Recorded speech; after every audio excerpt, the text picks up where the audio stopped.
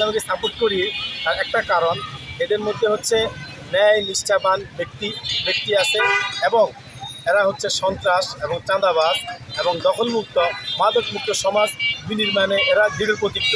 এই জন্যই মূলত আমরা দাঁড়িপাল্লায় কাজ করি। তো আসলে মাশাআল্লাহ আমরা ভালোই আশ্বাস পাচ্ছি যে আমাদের নারী পুরুষ সবাই মিলে এবার চাচ্ছে যে একটাই কথা, আমরা লাঙ্গল দেখেছি, ধানের শীষ দেখেছি, নৌকাও দেখেছি, এবার আমরা দাঁড়িপাল্লা দেখবো।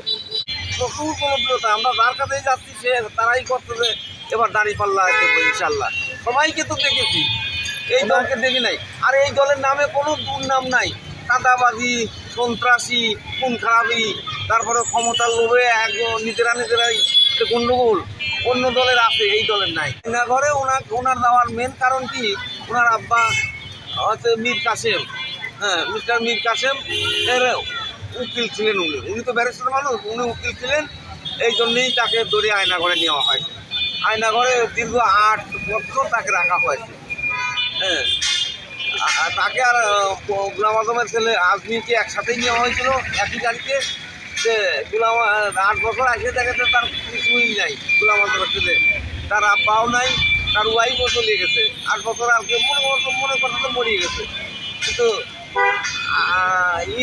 এই আরমান ভাইয়ের ওয়াইফ আছে, তার ছোটো সন্তান ছিল, মেয়ে ছিল, সন্তান আছে। কম্পিটিশনেরও কোনো সম্ভাবনা দেখা যাচ্ছে না আল্লাহর রহমতে।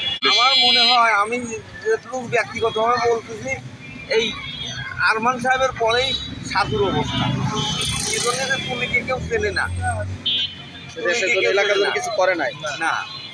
আর সাধুকে চেনে তার বাপের জন্য, তার বাপ এমন কোনো মসজিদ নাই সেখানে তার অবদান নাই।